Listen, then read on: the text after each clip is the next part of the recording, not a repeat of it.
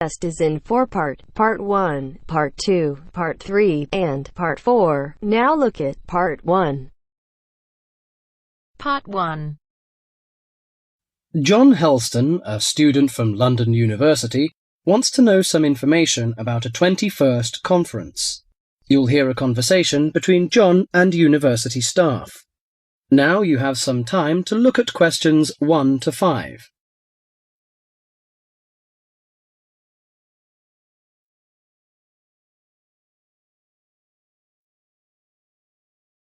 Listen carefully and answer questions 1 to 5. University, good morning. Oh, good morning. Can you put me through to the School of Architecture, please? Certainly. School of Architecture, Professor Dawson's office. Oh, good morning. I was wondering if you could give me some information about the forthcoming Architecture 21st Conference, dates, enrolment procedures, costs, that sort of thing. Certainly. When exactly is the conference? Well, the conference runs for 3 days, from the 18th to the 20th of October. 18th to 20th of October? Oh, good. I'll still be here then. And where exactly is it being held? Is it at the university, as in previous years? No, it's actually being held at the Pacific Hotel. We've rather outgrown the university conference facilities, so we've opted for this new venue. Right, Paradise Hotel. No, Pacific Hotel. Oh, right. And presumably we can get accommodation at the hotel? Yes, but you'll need to contact them direct to arrange that. I'll give you the number for hotel reservations. Have you got a pen ready? Yeah, go ahead. It's area code 07 and then 933 2233. Okay, and what's the registration fee? Individual fees are $300 for the 3 days or $120 a day if you only wanted to attend for 1 day. Are there any student concessions? Oh, sure. There's a 50% concession for students, and that's $150 for the 3 days or $60 a day. And am I too late to offer to give a talk?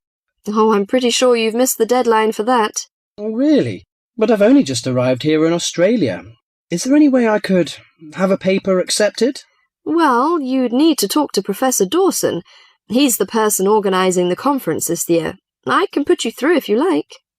Oh, yes, please. That'd be great. Oh, and can I just check the spelling of his name? Is that Dawson? Yes, that's correct.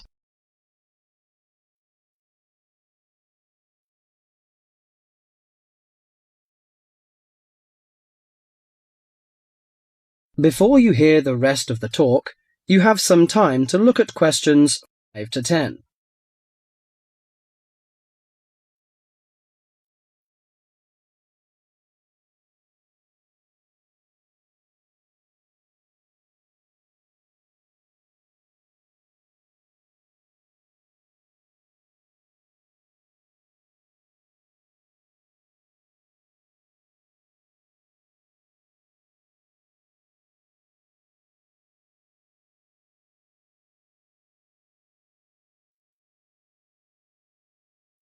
Now listen carefully and answer questions 6 to 10. Professor Dawson speaking. Oh, hello. My name is John Helston.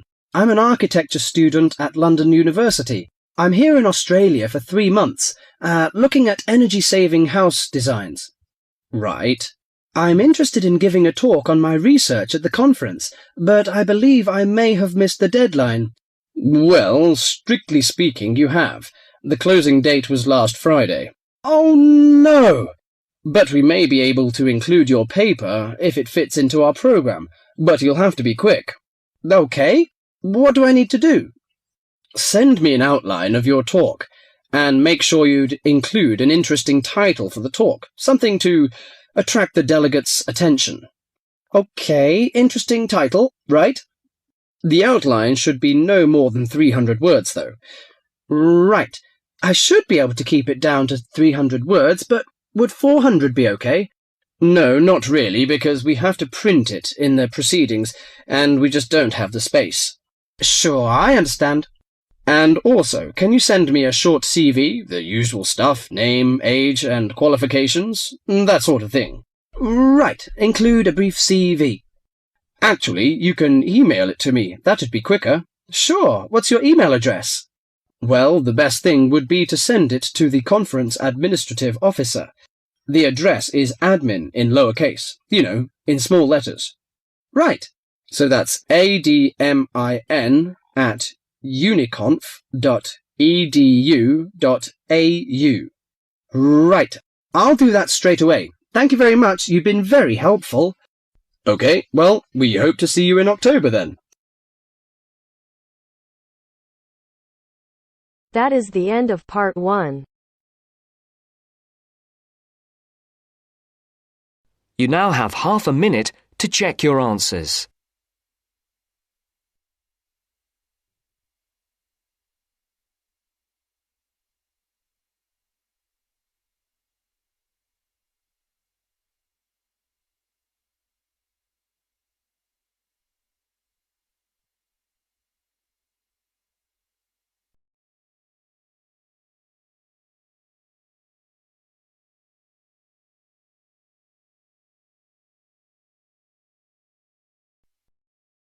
Now turns to part 2. Part 2. You are going to listen to a radio program on sleep deprivation. First, you have some time to look at questions 11 to 15.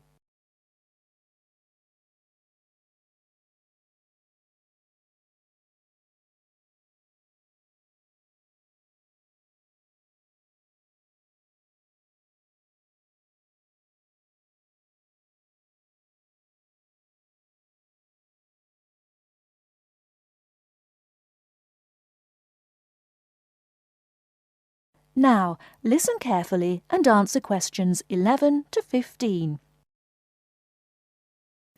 With us in the studio today are Dr. Peter Collins, a senior lecturer in the Department of Psychology at the University of Chicago, and Helen Gardner, the author of the book Deep Sleep.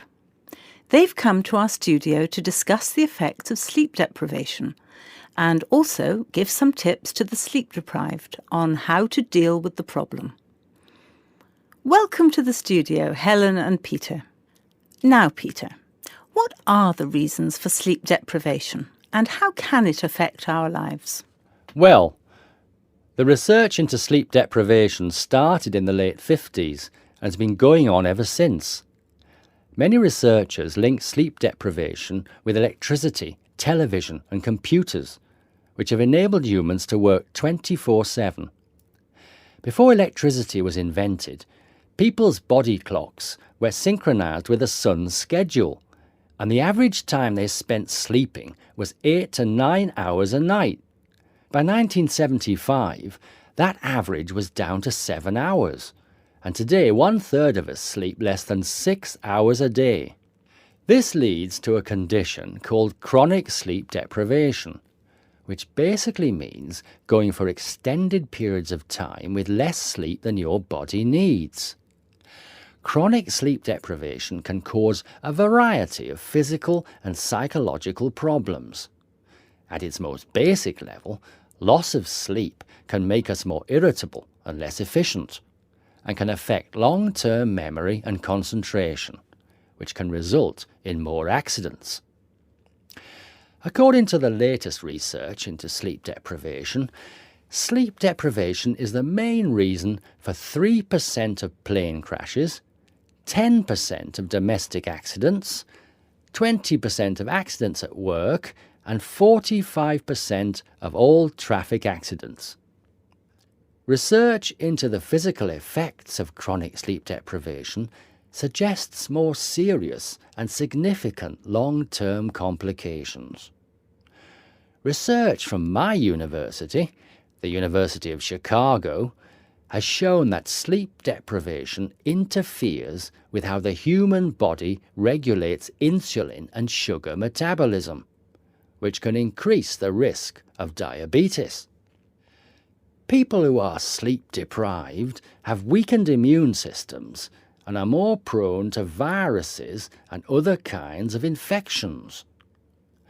People who don't get enough sleep have cognitive problems or difficulties processing and assimilating new information.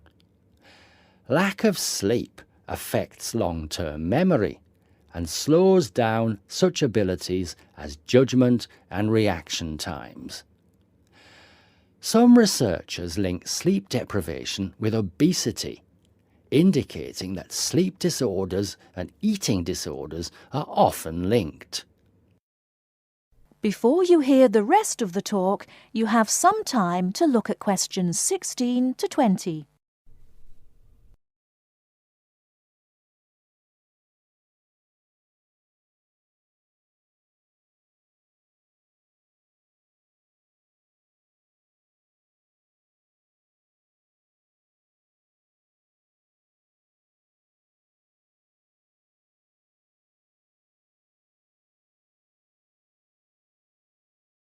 Now listen and answer questions 16 to 20. Helen, you've done a fair amount of research for your recent book on helping people deal with sleeping problems. Could you give our listeners some tips on managing their sleep? Well, if you spend several hours a night tossing and turning in bed, trying to fall asleep, you first have to find out how much sleep you need. To do so, you'll need to try and sleep 6 to 9 hours a night. Set aside 3 days for the experiment. It's best to do it on a long weekend or a holiday to ensure it doesn't get interrupted. During the experiment, you should go to bed at the same time every night and give yourself 6, 7, 8 or 9 hours of sleep. Then monitor the way you feel throughout the day to find out how many hours of sleep you need in order to feel your best. Once you find out how much sleep you need, you can work on improving the quality of your sleep.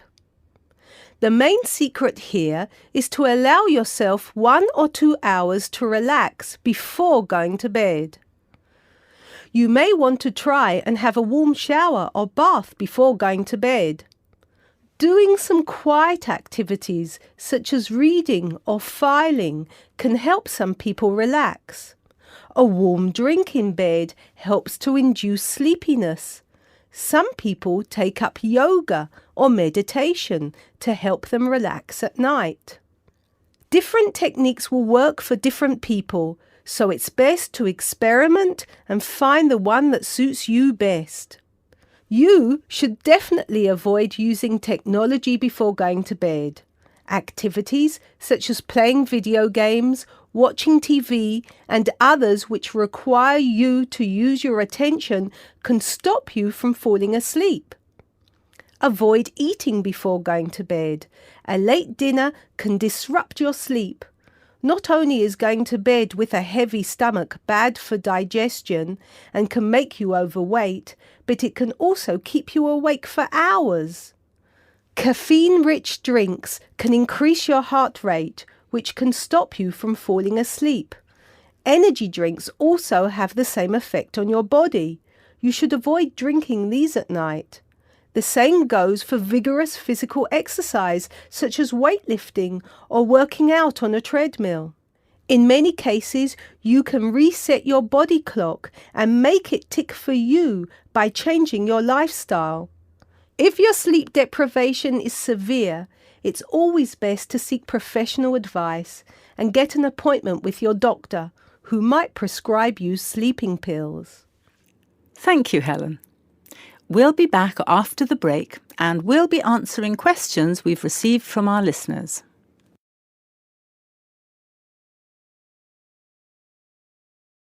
That is the end of part 2. You now have half a minute to check your answers.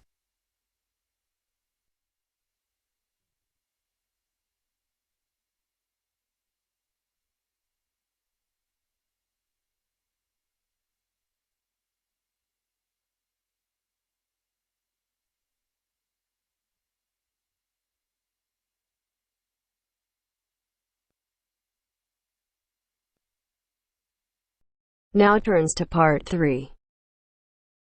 Part 3. John has applied to train as a teacher and is being interviewed. In this stage of the interview, The interviewer will discuss John's previous studies and work experiences.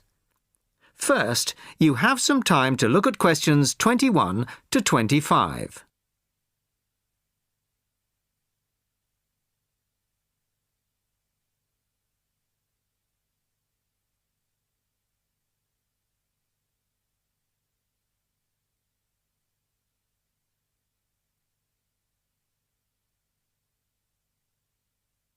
Listen carefully to the first part of the conversation and answer questions 21 to 25. Hello, come in and take a seat. You are John Evans? Yes, I am. Well, as I'm sure you're aware, the purpose of this part of the interview is to go over your CV and talk a little further about your previous studies and experiences. Yes. So, your first degree was in French, of course? Yes, with a minor in film studies. An interesting combination. Mostly French films, presumably? Well, European cinema in general, but with a bias towards French cinema. Ah, and your degree took 4 years? Yes. In the third year, I was an exchange student at Bruges University in Belgium. I was there for a full academic year, 9 months. Right. Well, you graduated 2 years ago, and then you took some time out, as it were. Yes, I spent 6 months as a volunteer working on restoring historic buildings in France. Oh. Was that with a well-known organisation? They're called Restoration Vacations here, but they operate under different names in several countries. I think they're quite well known. So, it was a 6-month vacation, really? No, I went for a week, but really liked it, and I got asked to stay on as a translator. Because I could speak French quite well, it was my job to liaise between the owners of the buildings and the English-speaking volunteers. That must have been a very enjoyable experience. Before you hear the rest of the conversation, you have some time to look at questions 26 to 30.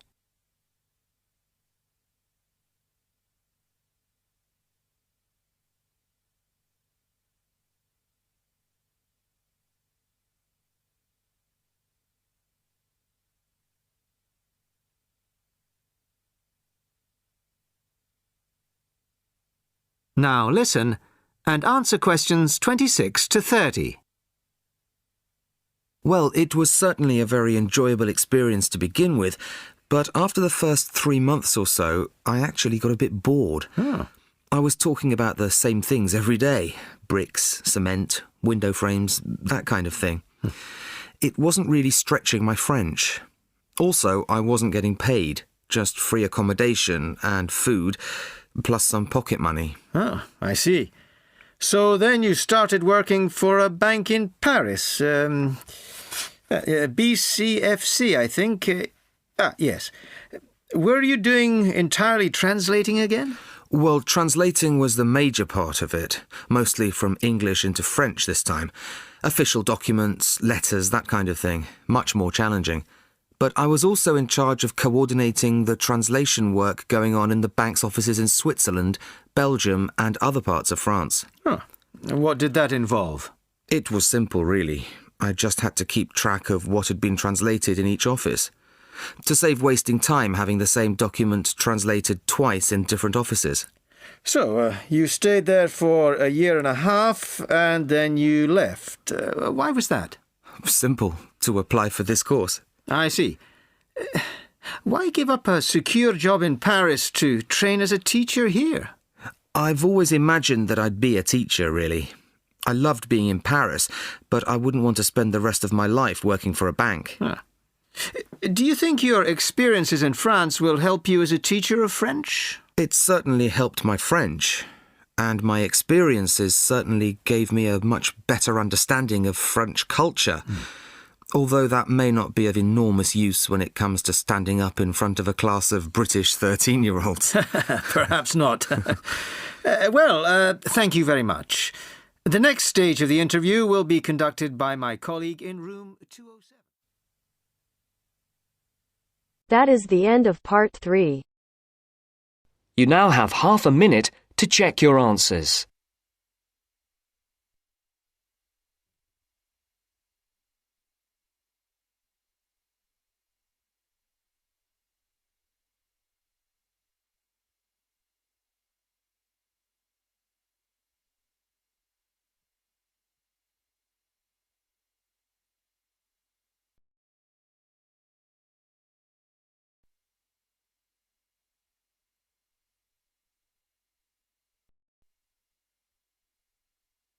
Now turns to Part 4.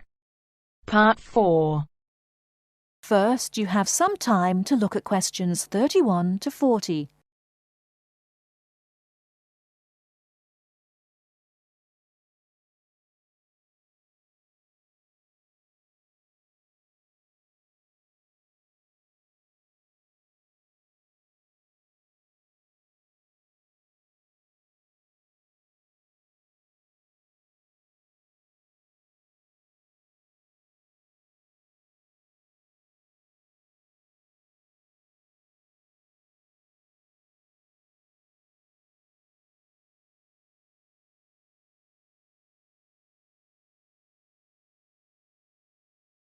Now listen carefully and answer questions 31 to 40. Hello and welcome. My name's Carolyn Tan. Just as there are a great number of different courses and places to study here, the teaching methods used and the skills you need will vary, depending on the subject you study and the college or university you attend. All courses vary, but most include some of the teaching methods I'm going to talk about today. Generally speaking, in some subjects, you will have timetabled classes for most of the week. In others, you may only have a few hours timetabled and will be expected to work independently for a substantial amount of time. Working independently is crucial at university. I'm going to go over the three main types of teaching method you will have here. These are lectures, seminars, and tutorials. There are other methods that you will come across, like workshops, group work, and practical work, but I'll describe the three main types for now. I'll briefly describe what they are and try to give you some helpful advice in dealing with them. Let's start by looking at lectures. These are large classes, usually lasting around 1 hour, where a lecturer or tutor talks about a subject and the students take notes. On some courses, there can be over 100 students in a lecture. Unfortunately, there is usually little or no opportunity to ask questions during the lecture. Lectures are usually intended to do three things. Firstly, to guide you through the course by explaining the main points of a topic. Secondly, to introduce new topics for further study or debate. And thirdly, to give you the most up-to-date information that may not be included in textbooks.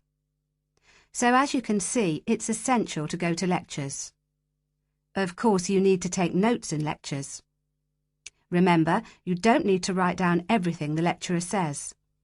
Try to concentrate on the main points and important details.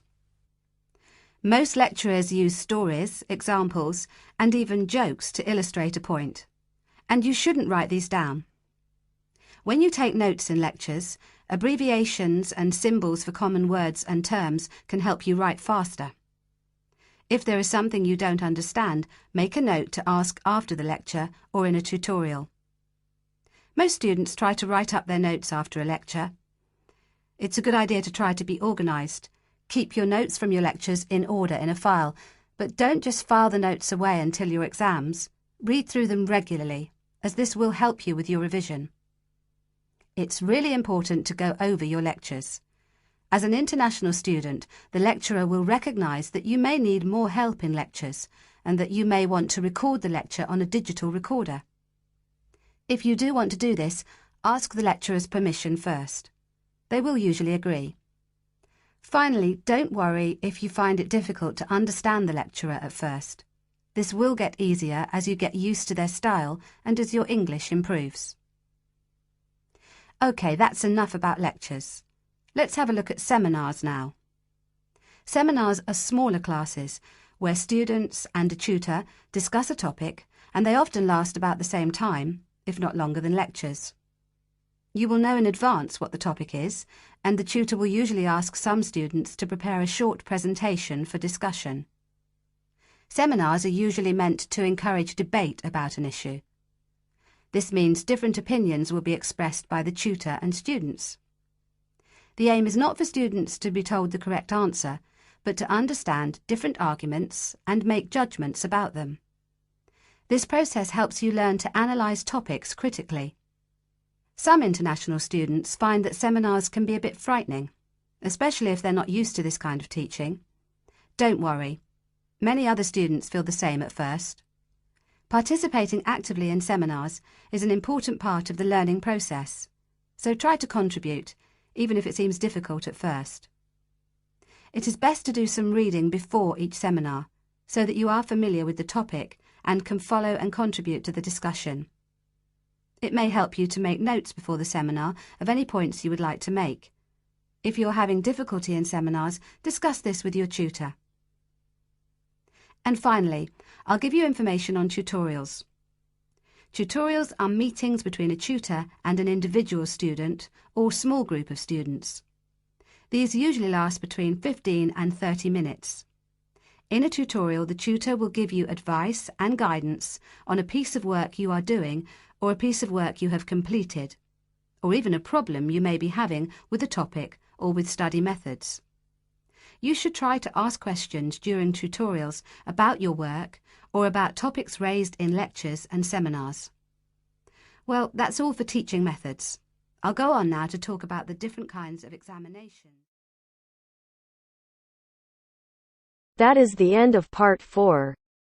You now have half a minute to check your answers.